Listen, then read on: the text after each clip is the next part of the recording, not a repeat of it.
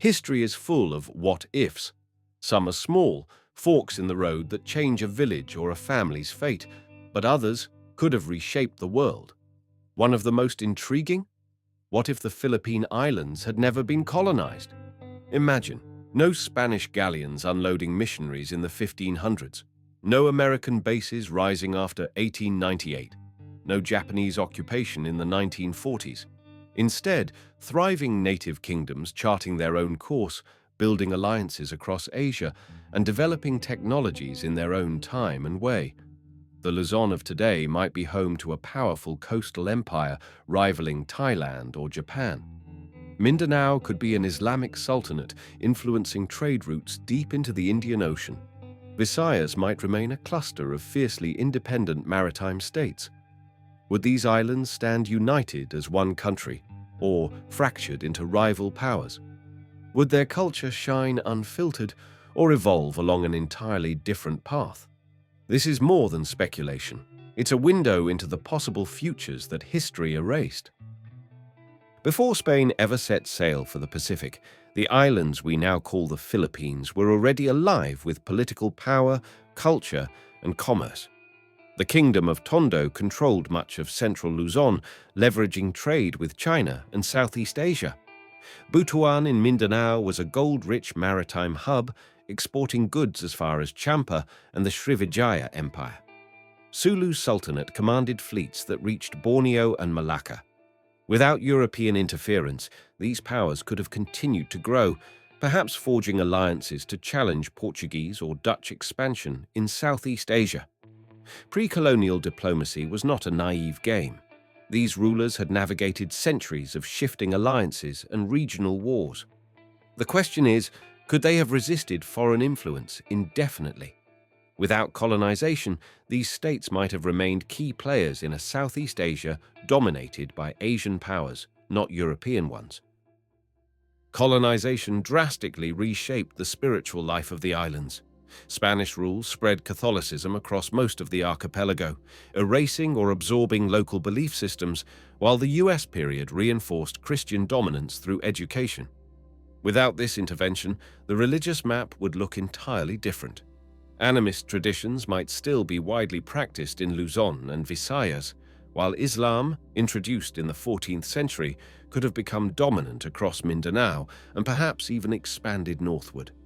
Trade with the Middle East and South Asia might have brought new syncretic faiths, blending Islamic, Hindu, and indigenous beliefs. Ritual tattooing, ancestor worship, and animist priesthoods, practices now rare, might remain central to cultural identity. The result would be a spiritual landscape far more diverse, but also potentially fragmented, depending on which kingdoms held influence. Colonization reshaped not just what people spoke, but how they wrote. Without Spanish suppression of Baybayin and other indigenous scripts, the Philippines could have developed a strong written tradition in native languages centuries earlier. Education systems might have grown from local elites, sponsoring scribes, poets, and historians, producing literature rooted in local values. Trade contacts with China, India, and Arabia might have introduced printing technology earlier, leading to the spread of books in Tagalog, Cebuano, Tausug, and other languages. Instead of English or Spanish as the lingua franca, a dominant regional language, perhaps Malay or a powerful Philippine dialect, could have united commerce and governance. This linguistic independence would mean a drastically different cultural identity today, with less Western influence on everyday speech and thought. Colonization forced the islands into a single administrative unit for the first time. Without Spain's central authority, there's no guarantee the modern Philippine borders would exist. Tondo and Sulu might have become rival kingdoms vying for dominance, with Visayan states forming their own alliances. External threats, such as Chinese dynasties or European traders, could have driven temporary unity, but once the danger passed, fragmentation might return. In an alternate timeline, what is now the Philippines might resemble modern-day Micronesia or the Caribbean. Multiple small nations sharing history and culture but competing for influence. On the other hand, a visionary leader could have forged a lasting union, creating a powerful maritime empire controlling the region's trade. Which path history might have taken remains one of the greatest uncertainties.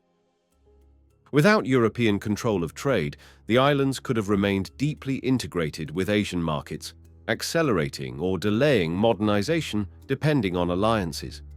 Advanced shipbuilding techniques were already present. With continuous innovation, local fleets might have rivaled or surpassed European designs. Gunpowder weapons, brought through trade with China, could have become standard much earlier.